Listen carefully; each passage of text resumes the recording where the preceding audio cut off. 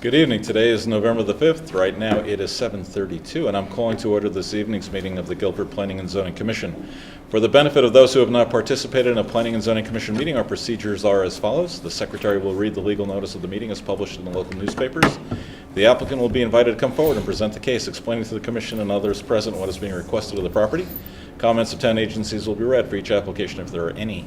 First, there will be clarifying questions from the Commissioners, then there will be an opportunity for clarifying questions from the audience. Next, we'll ask those who want to support the application to come forward. Second, we'll ask those who are opposing the application to come forward. As this is a public meeting, it must be recorded. It will be necessary for speakers to identify themselves by stating their name and address before addressing the Commission. The applicant will then be free to leave or remain for the balance of the public hearing, the regular meeting, during which the Commission will try to reach a decision on each application. Each applicant will be notified in writing as to the decision of the Commission has the right to appeal to Superior Court if desired. Decisions of this meeting are available the day after the meeting by calling the Planning and Zoning Office at 203-453-8039 after 9 a.m. Seated tonight are the following members of the Guilford Planning and Zoning Commission. We have Tom Cost, I'm Rich Meyer, we have Rich Wallace, Josh Hirschman, Frank DeAndrea, and we have a new victim. Dun, dun, dun. Welcome to the Planning and Zoning Commission, George Underhill. Thank you. George is joining us as an alternate, and we're very excited to have someone join us, so thank you for joining. Staff tonight, we have George Crowell, Reggie Reed, Katie Arbuckle, and Shannon Gale is running the cameras for us. Our secretary is not in tonight, so fortunately, Tom Costa has volunteered to read our notice. Tom, give it up. Okay, thank you. A legal notice, Guilford Planning and Zoning Commission. Notice is hereby given that the Guilford Planning and Zoning Commission will hold a public hearing on November 5th, 2014 at 7:30 p.m. at the Nathan B. Green Community Center, Nantucket Room, 2nd floor, 32 Church Street, Guilford, Connecticut, for the following purposes. 1. Amend 273-251, add M setbacks. 2. Leone Joe, Planet Aid for the Little Store, 2802 Durham Road, map 109, lot 9, zone R8, special permit, add clothing donation box. 3. Joe Leone, I hope I'm pronouncing that right, Planet Aid for Lane's Auto Body, 1140 Route 80, map 105, lot 29-5, zone R8, special permit, add clothing donation box. Latella Donna, 94 Cooks Lane, map 122, lot 17, zone R8, special permit for number of horses per acre, allowed per acre, 273.243B, 1. 5. Amendment 273-19B7, apartment accessory to a single-family dwelling.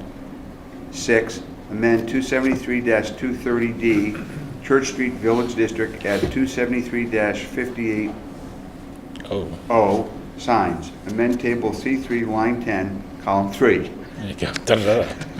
Copies of these applications are available for inspection at the Office of the Planning and Zoning Commission, Town Hall South, 50 Boston Street, Guilford, Connecticut. At this hearing, persons may attend and be heard, and written communications will be received.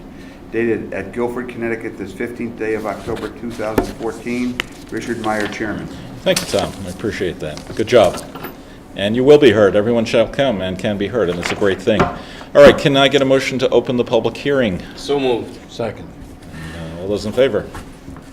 Oh, you're seated. You're seated tonight. You're seated tonight. Okay. Put Full your hand- participation. Put your hand up. There you go. Yeah, that's great. Okay, amend to section 273, 251, add M setbacks. Mr. Crowell. Yes, this is a proposed amendment to the zoning code with regard to the zoning district known as the Town Center South Overlay Zone District. This is a newly created zoning district that was put in place several years ago. We've been, the history which has given rise to these proposed changes is that we've been working with several developers who are attempting to design projects pursuant to this new zoning. You'll recall that one of the major purposes of this zone district, this overlay zone district, is to encourage the development of residential uses in some of the industrial zones in the Town Center South area. It was determined in the Town Center South plan and then also in the new zoning that residential use was a desirable land use in this transit-oriented neighborhood. And we wrote new regulations to that effect. And working with two specific property developers. We've identified one major deficiency, if you will, in the draft regulations for the Town Center South Overlay Zone, and that is we did not develop explicit standards for setbacks for, most importantly, residential uses when they are proposed in these industrial zones. So what you have before you, and I believe you have a draft of this proposed text change in front of you, dated August 22nd, are the creation of additional setback standards for buildings and other structures, parking areas, and driveways that are proposed under the special permit provisions of this regulation. If we did not have these special standards, then whatever new development would occur would have to conform to the standards of the industrial zone, the underlying zone under which these properties would be developed. And in a couple of cases, there are some deficiencies in those industrial zones that this amendment addresses, and in a couple of cases, some deficiencies in terms of flexibility, which would be appropriate to residential development. More specifically, this regulation proposes a setback requirement of 15 feet for parking areas. There are no setback requirements currently in the industrial zones for parking areas, so this creates a standard for new development that would be proposed pursuant to the special permit. Similarly, there's no setback requirement for driveways. In the underlying zone, this amendment proposes a 5-foot setback for driveway from property lines. All these setbacks are from property lines. This amendment proposes a 5-foot setback unless there's other buffering, fencing, or landscaping that makes that 5 feet unnecessary in the opinion of the Commission. This amendment reduces the setback requirement for residential buildings, smaller scale residential buildings. Under the industrial zone, the setback would either be 30 feet or 40 feet, depending on which zone you're in. This regulation reduces the setback requirement for residential buildings under 35 feet to 20 feet. For buildings over 35 feet in height, residential buildings over 35 feet in height, the setback requirement would be 30 feet. And 30-foot requirement would also obtain for any non-residential buildings. If, for example, there were offices or other uses proposed pursuant to the special permit process. This revision also creates a lesser standard for accessory buildings, which would be typically found in a residential development, accessory buildings such as garages and sheds and similar buildings. This creates a reduced setback requirement for those buildings, those types of buildings, which would otherwise have to meet the 30-foot setback requirement for all buildings in industrial zones. The language in this proposal also requires that these setback areas have to be landscaped and or fenced so as to assure privacy and minimize the impact of the development on the adjacent property, all of which would fall under the special permit considerations that the Planning and Zoning Commission normally has. George, the original intention of the Town Center Southburg, was that for smaller setbacks for residential versus commercial? We've never really discussed specifically the issue of setbacks. The clear desire of the Town Center South Zone is to encourage residential development, particularly on these kind of,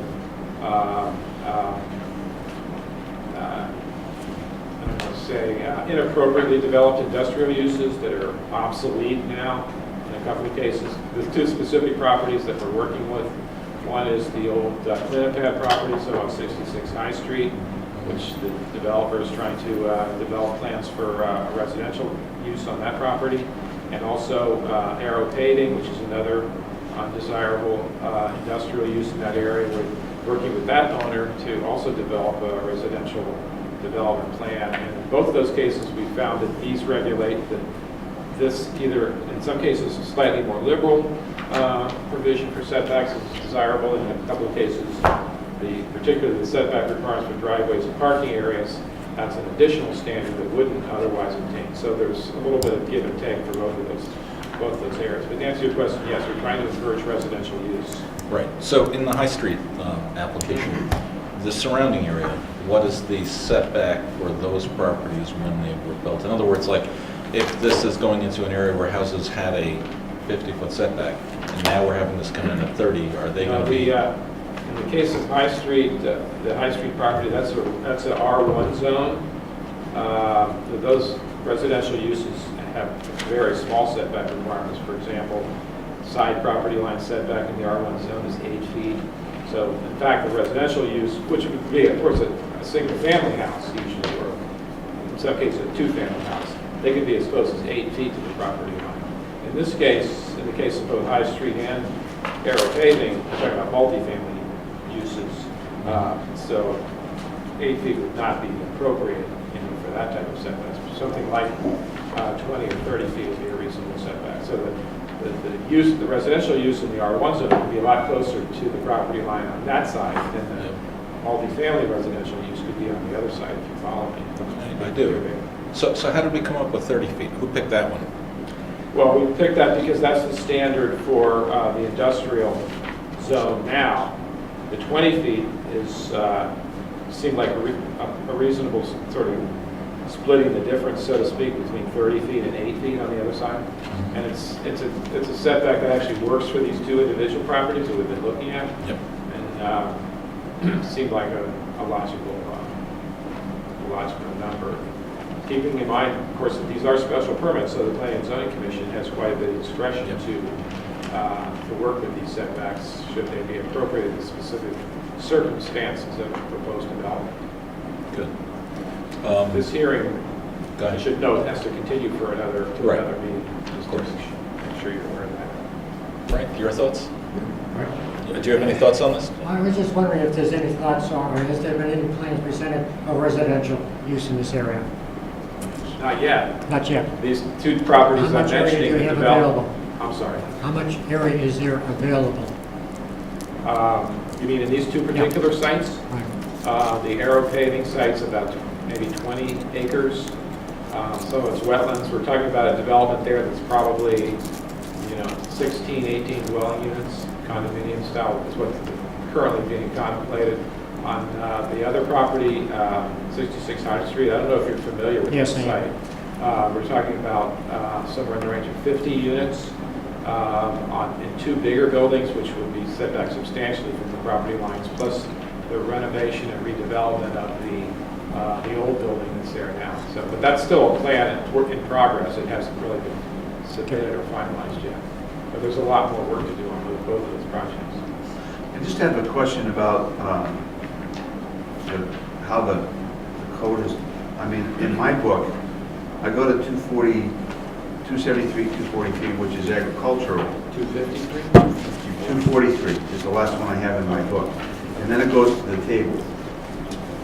So my question is really, if we have, do we have anything that in the regs, in the form of a table, and it's not germane to this, but in trying to figure out how this compared to other districts, do we have anything in the regs actually that's a table that would compare the setbacks? Yes. Is We it have in so-called, tables? Is yeah, we that- have so-called table 3B, which is called area location and bulk standards, commercial and industrial zones. And it has the setback requirements for all the various zones. Now, what we could do, what would be logical to do would be to add another column there, TS, whatever, Town Center South overlay. Yes. So put those requirements. That's what there. I was really asking. That's a good idea. What else? I see it now. I didn't find it before. That's why I was. So George, currently this is a TS2 zone? No, TS2, I'm sorry, no, currently this is an industrial. Well, the Town Center South is made up of a number of underlying zones. Several of them are several parts of which are industrial. We have this Town Center South overlay, which is like if you can kind of imagine, sitting on top of all these underlying zones, which includes R1, R3, and both industrial zones. The properties that were mostly subject to this will be the industrial zones where there's development interest in transforming those undesirable, based on our plan, undesirable industrial uses into more desirable residential uses. And so are these restrictions, to the best of your sort of knowledge, what are necessary to allow for expansive development in that area? I think they're necessary in order to facilitate the residential development use and also to protect the residential property owners adjacent to these uses, especially with regard to the driveway and parking area setbacks. So in that vein, are they restrictive enough, or like how are you determining that? How do we come up with these specific numbers? Well, yeah, did you look at some areas where we have similar condominium and? Yes, we looked at that, looked at the existing industrial zones, and we also looked at the proposed developments that were, that are actually being, in the process of being created to make sure that, to see that what developers think works for them, makes sense, will actually fit to these regulations and also protect the adjoining property owners. In the case of the aero paving, there really aren't any residential properties to be protected. It's tidal marsh and other industrial uses, so it's not really quite as much an issue there. In the case of the 66 High Street, there are residential neighbors on both sides of the proposed development. So that's how we came up with these numbers. Looking at the existing zones, looking at the other industrial and commercial zones, and also looking at what actually appears to make sense for the specific developments that are underway.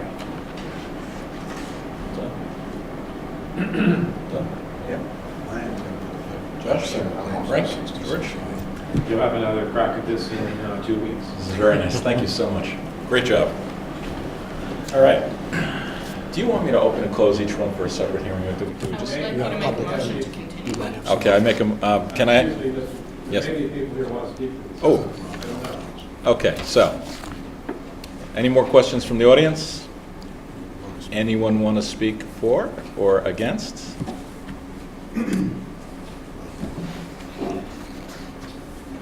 Good evening. My name is Ron Knoll. I live at 21 Bayberry Lane. I'm here also representing the High Street project.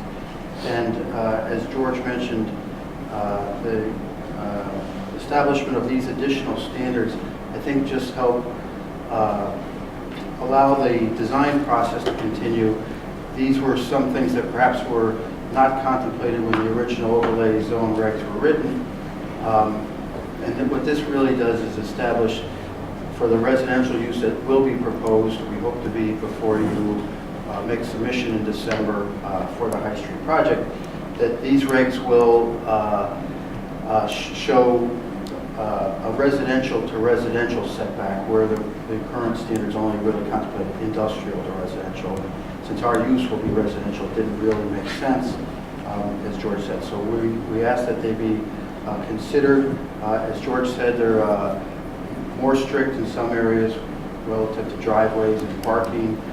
It allows other setbacks that I believe, George, exceed what would be required in the R1 zone anyway. So these are more restrictive than what the adjacent neighbors could build under the current standards. Good. Thank you. Thank you. Anyone else want to speak for? How about against? Brian, you want to speak against? No? Okay. Okay. Katie, do you want me to open and close each one? Yes, no? No. I'll move to continue this. Second. All those in favor? Aye. Okay. Aye. Good. Okay, we'll wait. All right. 19th. That's to the 19th of The November. 19th of November. Okay, Are we good. seconding? Yes, Yeah, right. November 19th. November 19th. All set? Yep. Okay, good. All in favor? All those in favor? Aye. Okay, great. Number 2, Leon Joe Planet for the Little Store, 2802 Durham Road, map 109, lot 9, zone R8, special permit, clothing donation box, request to waive fee. It's going to be tabled. Do we have to vote to table it? Yeah. Can I have a motion? Continue to 19th. I move we continue till the 19th of November. Second. All those in favor? Aye. Aye. Leon Joe Planet for the Lane's Auto Body, 1140 Route 80, map 105, lot 29.5, zone R8, special permit. Add clothing donation box request to waive fee. Can I get a motion to continue? I will make a motion to continue that one to 11/19. November 19th. Second. There we go. All those in favor? Aye. Aye. Donna Latella, 94 Cooks Lane, map 122, lot 17, zone R8, special permit for number of horses allowed per acre, section 273, 243B. Can I get a motion to table that? I so move to table that till the 19th. Second. All those in favor? Aye. Amend 273-19B, 7 apartment accessory to single-family dwelling, first hearing. What do we know about this? Reggie's going to explain that to you. Reggie! Snuck up on you, huh, Reg? Snuck up on We're me. moving quick tonight. Where'd it go? Where'd it go? We buried something in definitions that has a lot to do with accessory apartments. So the attempt at this amendment is to put that particular wording that is in the definitions also in the accessory apartment regulation, which is 27319B. And we're going to make it item number 7, and that says, any alterations or additions, including outside entrances, reasonably maintain the appearance of the building as a single-family dwelling, and also do not result in any increase in nonconformity to these regulations. See definitions for building accessory for connection requirements. Previously, there was no link. If somebody read our accessory apartment regulations, they had no clue that a connection to a building had to be wall to wall. Yep, like a fence or something at that time. Right, or an enclosed passageway or a breezeway or whatever. Didn't we have a problem with that? We did. And is the this- regulations this is were what will amended. clarify it? And we actually defined what a connection was going to be. Right. Yeah. That was a few months ago. So now we want to reference this in the regulation for accessory apartments, which is 27319B. And this is the same definition we have in the regulation? Yes. Good. And it sends them to the definitions to read what a connection is. That makes We had a sense. problem with a previous application that they didn't see it, and we didn't tell them about it in enough time, Yeah. and so it created delay and frustration on the part of the applicant. So it's good to get this in black and white and get Yes. it concise. Well, good. Any discussion on I this? had a question for you, Reggie.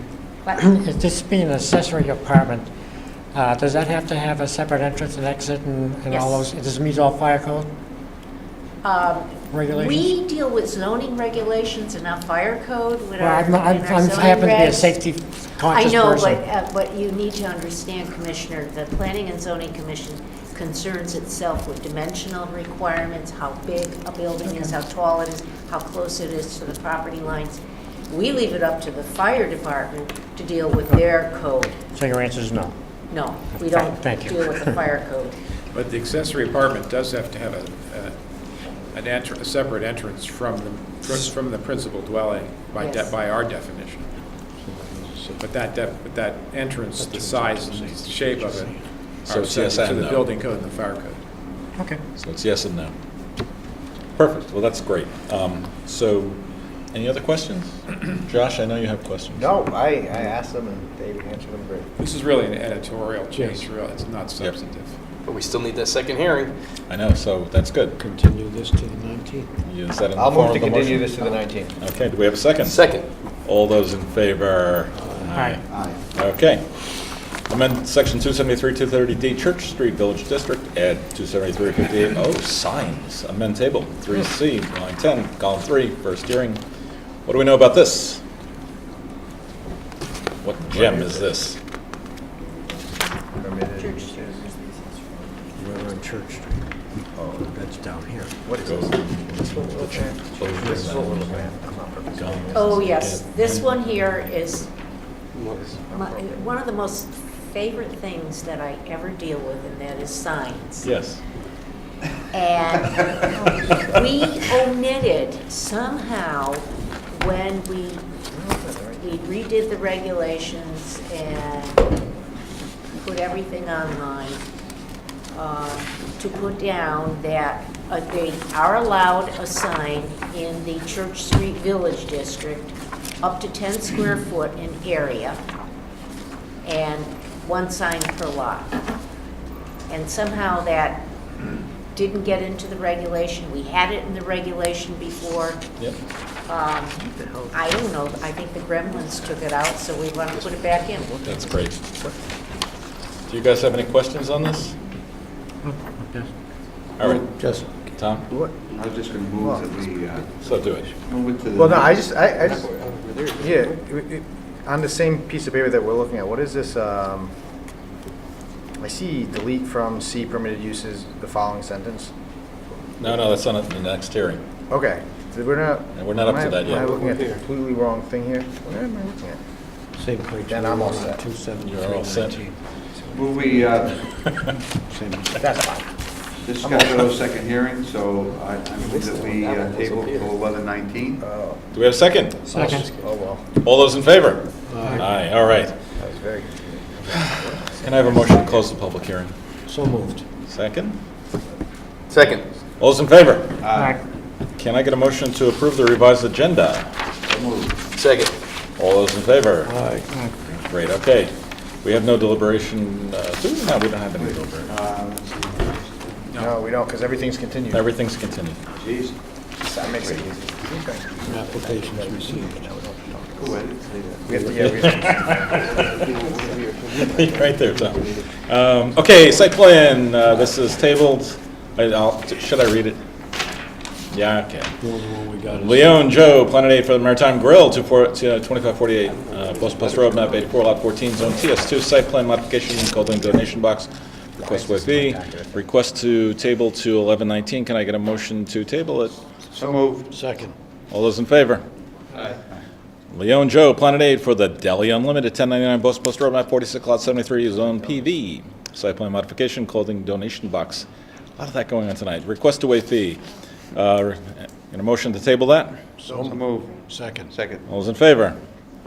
Okay, here we go.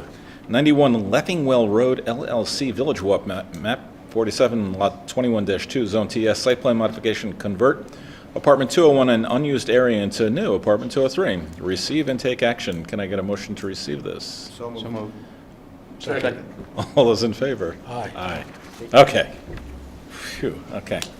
Special permits. Guilford Housing Authority, 41 Boston Terrace, map 41, lot 91, zone R3. Special permit and site plan location of dumpsters. We did Leffingwell. No, we received it. We did. He's going to be, hopefully he's going to be here, so we'll come back to this item and take action on it. We, Said receive and take action. We need to. Oh, well, we do have to You don't take have action. to, but he's, Should we come back to it, or do you want to take action? he's not here yet.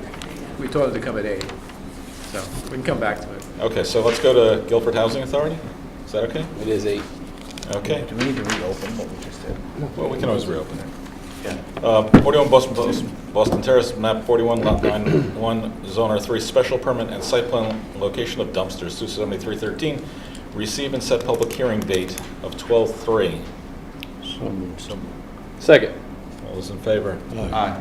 Okay. We're still going to come back to Leffingwell Road, even though we're turning the page. Russo Real Estate, 421 Boston Street, map 48, lot 54, zone I2, special permit dwelling, units in industrial zone, receive and set public hearing date of 11/19. So moved. Second. All those in favor? Aye. Can I ask a question here? Yes, sir.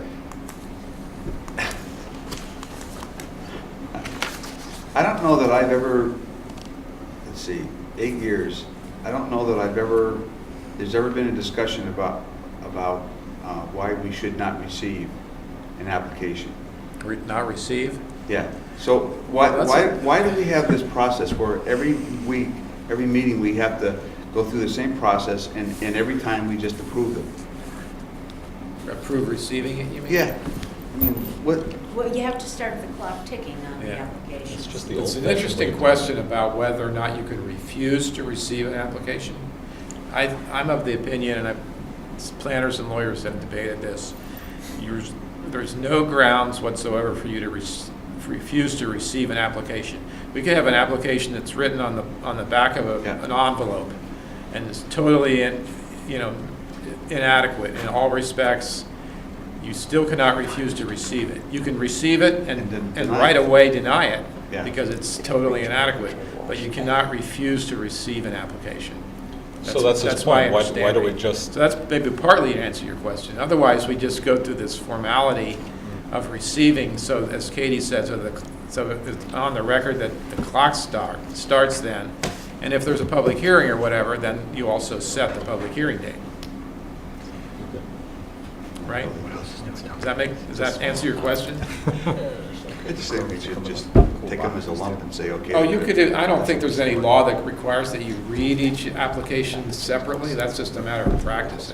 I mean, it kind of helps the audience maybe to kind of know what's going on. Otherwise, it appears like, it's all just a mystery, it seems Okay. to be. still pretty mysterious, but it's Yeah, I mean, okay. it's still kind of like a mystery, but it's a little less so if you actually read the application. So, it's not, Okay. Yeah, Sure. yes, yeah, yeah.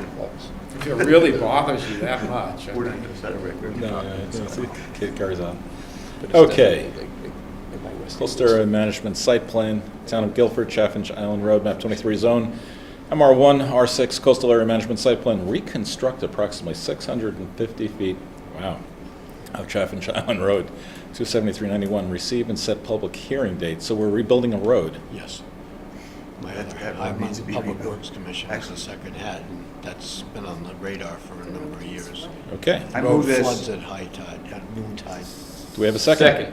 All those in favor? Aye. It's gonna That's be for one the packed 11/19. agenda on the 19th. Yeah, the 19th. I'm not coming. No, that's it. I'm not going to be here. I'm going to miss a meeting. I mean, do we have to pack all this in? I mean, we'll be here till midnight. Yeah, it's I mean, okay. do we have to? We have to. We're compelled. If it gets late, we'll stop. We can always move it to the next one. We don't Yeah. care. You good. don't stop me. We stop. Once in a while, we stopped at like 12:15 once. Okay, Town of Guilford, Leeds Island Road, Marshall Beach Road, map 13. Lot 11, Zone R5, Coastal Area Management Plan, replace Leeds Island Tide Gate under Shell Beach Road. Receive and set public hearing date, 12/3. So move. All those in favor? Aye. Aye. Okay, we're still looking for Leffingwell Road, but You want to do the? You still got, yeah, I'm going to keep going. I'm It's not just, amendments. I don't want anyone to forget this Yeah. vital taking action of the horse What system. happens when we get in here? It's there.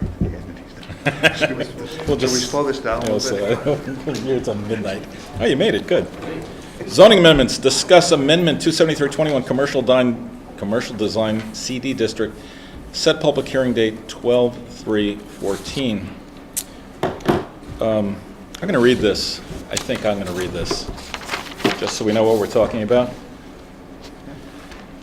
Amend 27321 commercial design CD district as follows. Delete from C permitted uses the following sentence. In addition to bulk storage and retail sale of propane on parcels of land containing less than 4 acres in the area located west of Westlake Avenue and south of US Route 1 and CD zone is permitted by special permit. We're going to remove that. I'll set a public hearing date, 12/3. Anyone care to second that? Does this affect any applications that are currently in process? What do you mean by in process? We have no applications before us. No. I'll second it. Okay, we have a second. All those in favor? Aye. Could we see again? 1, 2, 3, 4. All the against? So this is just setting a date for a public hearing, All right, right? setting the public hearing date. We're setting a public hearing date. Is that a yes or a no? Or an abstain? Well, I'm not sure the genesis of this, quite frankly, and I'm not sure that I'm comfortable with this. Okay, so we're So setting. you voted for it, so So do you want to record your vote or no? I'm going to abstain right now because I don't understand why we're doing this at this point. Okay. And Frank, you voted no, right? No, I'm an abstain. You're abstaining? Abstention. Okay. So it's 4-2 carry, 2 abstentions. We'll hear that on 12/3. Okay, correspondence, other committees. Planning Committee report.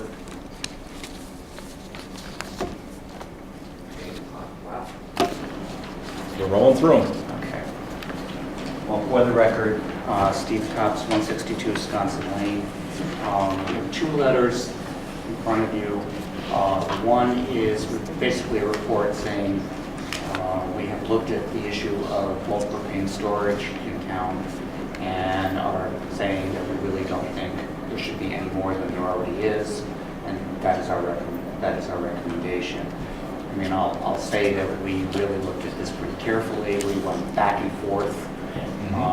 Dick can tell you, in each meeting, it seemed to go the other way. When I say the other way, I mean that proposing an amendment, allowing it certain places under certain conditions, and defining what bulk propane storage is.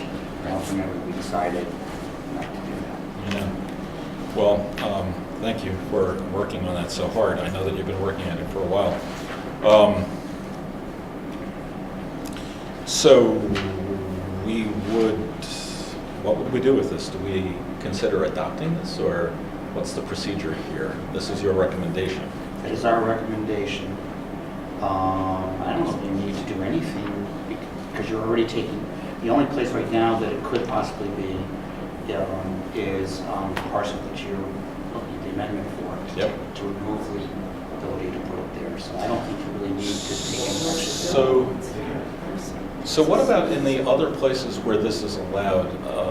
You know, there's a lot of, every time I hear something, the numbers are moving. I know that one has 60,000 gallons with a rail siding that could hold 2 more. That one week I was told they could sit there for months and be full, and then the next week I got told that they have to get emptied out within 1 week. What are our thoughts on, do we have any say over anything that goes on those lots? Is there unlimited storage? Is it limited to what they have approved?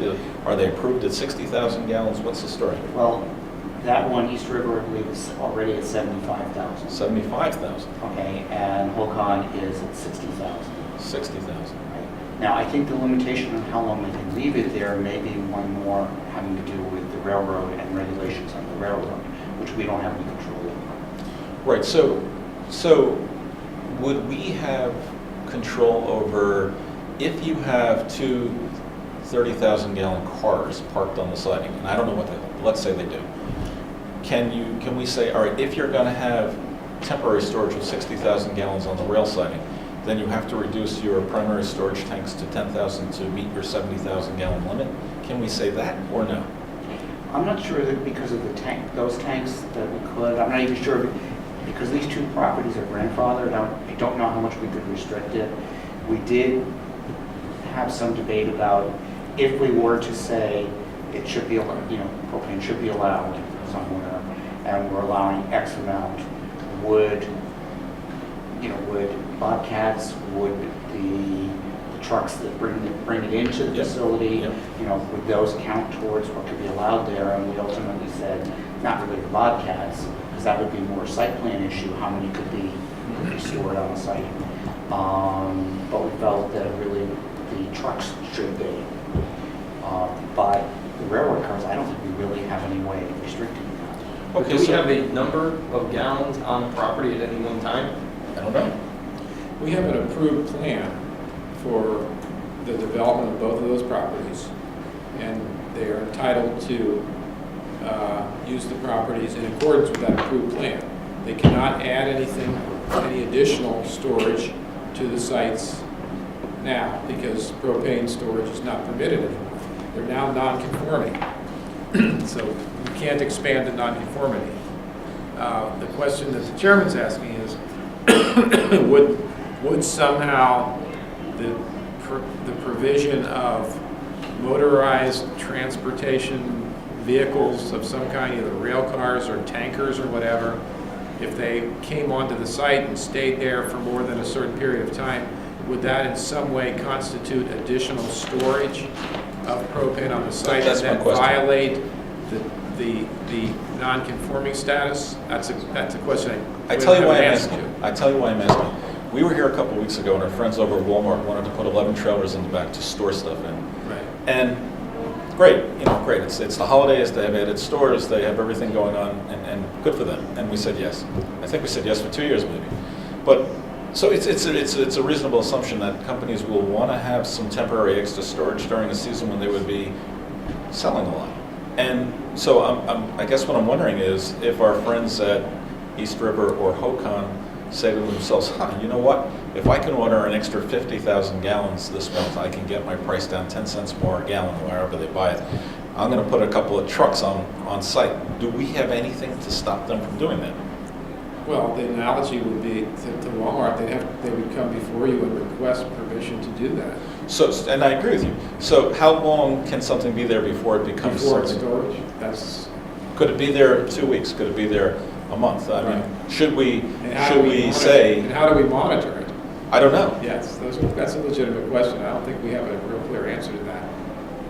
But Well, I don't know if there's any regulatory answer either. It's kind of like, if it looks like a duck, it probably is. Right, so why, what are the reasons why we would want to regulate it? Probably for some sort of safety reason, I would think.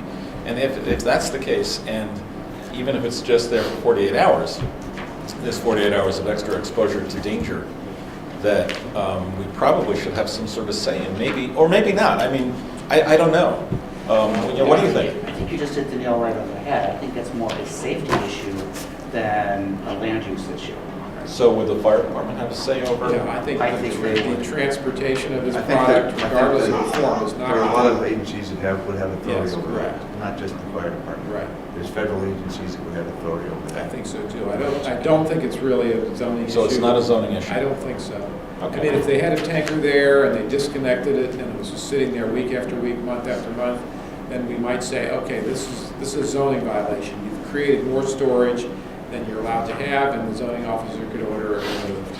If she felt that it was no longer a transportation vehicle, it's now become some kind of quasi-permanent storage, she could take action according to that, Okay, so, I think. and I agree with everything you just said, and I'm glad you got to that point. So my next question is what I'm actually leading to, which is, do we know for sure whether there is some sort of superseding federal regulation about something being allowed to store there because it's on a railroad track?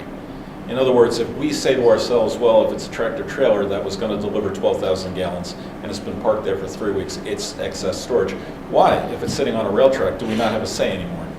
I would say, I'm not aware of that, what the law is with regard to railroad car use and activity. I was told by the fire marshal that that's something that you wouldn't be able to do. You can't just park the vehicles there, the trains there, the cars, and have them sit there permanently or quasi-permanently. Beyond that, I don't really know. I don't know more detail about it. Yep. Should we know or it doesn't? I don't want to know. I know, that is the problem, we just don't want to know. I would agree with what George said, but there are also two other factors, and one is, I think those cars are probably in fairly short supply. So I don't think they're going to be, that from a railroad company standpoint, they would allow them just to sit there. And also, the other thing is that in terms of when they're, you mentioned, well, they buy it, and so maybe they get a 10 cent a gallon, break when it's time to buy it. They probably have pre-ordered for the season. You're probably right. You're right. Good. All right, so we're in a good spot? Everyone happy with where we are right now? So I just want to go back because I want to make sure that what we voted on here.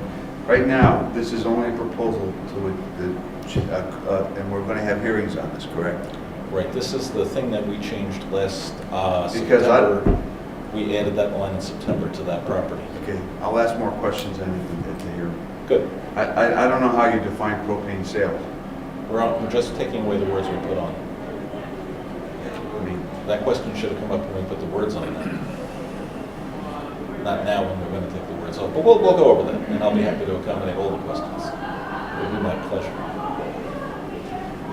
Okay, The second letter. go ahead. Okay, the second letter is just saying, and this actually was presented to the commission, I think back in May, but we don't really have a mission statement, and this is what we would recommend, or asking you to approve as a mission statement. You have the authority to set what it is, but this is one that we think would be appropriate. And do you want me to read it, or do you just want to read it on your Would you like to read it? It's nicely written, so. Okay. The Planning and Zoning Commission is suggesting the following as its mission statement and would appreciate consideration and adoption by the Planning and Zoning Commission. 1, to continue investigation and implementation of strategies and actions recommended by the Plan of Conservation and Development. 2, to encourage productive communication between various town boards, developers, and residents in addressing planning goals. 3, to anticipate and respond to future trends and challenges in town planning. 4, to assist the Planning and Zoning Commission in carrying out their charge. Thank you sincerely, Steve Copps, Chairman of the Planning Committee. Nice. Good. Would you like us to adopt it now? If you would. So can I get a motion to adopt this as their mission statement? Can I get a second? Second. All those in favor? It's your Aye. mission statement. Terrific. Good job, thank And you. What else you got for me? Okay, since we have now completed our work on the propane, we would like to move on to the next thing. And we have a couple of suggestions. These were all on the list that I had suggested way back when. But 2 that we would give priority to right now are wastewater systems. And by that, what I mean is looking at areas to see where they could perhaps be and could not, and should not be in town. Yep. And that's both from being approached from both an economic development standpoint, also perhaps setting the stage for areas along the shore which have systems that are getting flooded, and also for a conservation standpoint. Right. And the other one, this may be premature, but if the coastal resilience plan is ready for implementation, then somebody needs to start looking at it and start deciding, how things are being done to implement that. So those were the 2 things that we came up with that we would like to do. So I think it would be great if you would do the septic waste thing, only because it sort of goes hand in hand with some developments that are going on right now, I think. And are you sort of jumping into the middle of this river that's flowing with 2 developments that are occurring near the railroad tracks? And are you sort of like going to get involved with that in some way? Potentially, we have to really look at the areas and see, as we look at it, we'll see where the priorities are. Okay. Good. I hope you know what you're getting into. Good. So I'm good with that. You don't need a motion. Just do it. That's Thank good. you. Thank you. Appreciate it. Nice work. I appreciate the hard work you put into it. Thank you very much. You served the town well. All right. Want to go back to that? I do. I cannot wait. I've been going back to it every couple of minutes. Can I get a motion to reopen 91 Leffingwell? So moved. All those in favor? Okay, let me read it again for everybody. 91 Leffingwell Road, LLC, Village Walk, map 47, lot 21-2, zone TS, site plan modification, convert apartment 201 and unused area into new apartment 203. Receive and take action. So we've already received this, but we're going to take action, and someone's going to give us the lowdown. He's got it. Okay. Can you tell us your name? Frank Vigliotti, Okay, Frank. one of the owners of this property. Basically, What's your address? the office address is 140 North Branford Road in Branford, Connecticut. Basically, what we have here is a current 1-bedroom apartment, rather large. It's just under 1,000 square feet with some space that wasn't finished. So our proposal is to convert it to 2 1-bedroom apartments, which one would be around 600 and the other one about 670, something like that. And by doing that, we would have to construct a dormer, a full shed dormer, as it's proposed here, and then just finish some of the space that wasn't finished. You did this almost same thing a couple of months ago. Yeah. Right? Yeah, and it came out nice. Yeah. The They same probably thing. rented the day you were finished with it. It rented. One of them has been rented so far. Well, good. And this is the building here. Site map here. So the building is this first building on the left. Yep. Was there a fire in there a couple of months ago? So, No, that's some dance studio or? Was there a fire? What's in what? there? There was like a dance studio or something there? There is a that had dance studio there, A but small fire or something, or, we weren't. That was like 4 years ago. was it 4 years ago? Okay. Tough getting old. That's what, Before you go on. Yeah, Some hot outfits got fire. very simple, not much work. Okay. that building faces The health director. I'm sorry? That particular building faces. It faces Route 1, but the full shed is on the side of, so it would be right here, Yep. facing the parking lot area. And there's a memo from Dennis Johnson dated today, regarding 91 Laughing Well Road, LLC, Village Walk Map 47, Lot 21-2. The applicant's apartment addition will discharge into the septic system correctly, existing on site, which is adequate in capacity for the proposed use. It's recommended that the applicant's proposed use be approved. That's by Dennis Johnson. Good. That's great. Thanks, Josh. So what other questions do we have, gentlemen? There's no other question. No. Reggie, there aren't any other like hoops that need to be jumped through at all? No. Other questions? They have plenty of parking. They do. And they've done such a nice job on the other ones. I can't find any reason why not. This is just space that you have available that can Yeah. be turned into residential. And we need more small ones. The ones that we just turned over, those units are all different sizes and shapes, the current ones that we have and the ones that we're building. So the ones that we just constructed are 975, one bedrooms. This one, Plus one of them is a little bit utilities? smaller, so Plus it might be a little less, probably around in the nines. And the tenant pays all utilities.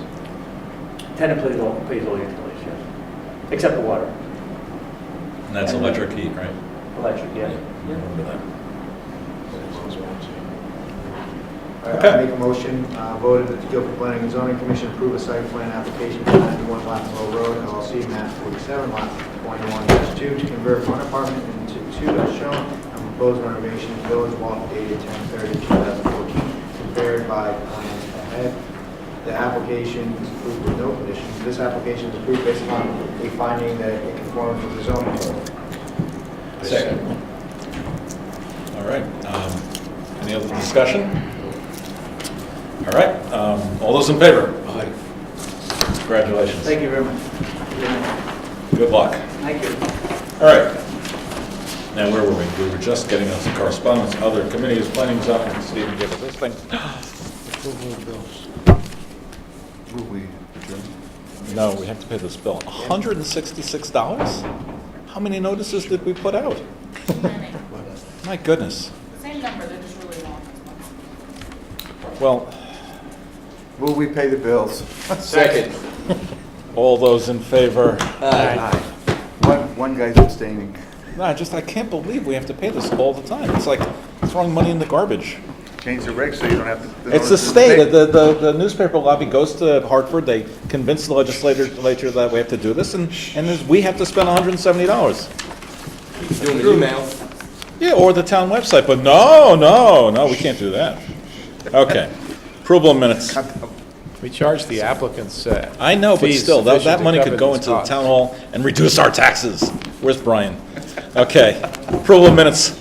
10/15/14, regular meeting. Have we all had an opportunity to review these minutes? I did, actually, I read them. Are they substantially correct? They are. They look wonderful. Okay, so, can I get a move for the motion? minutes. Second? All those in favor?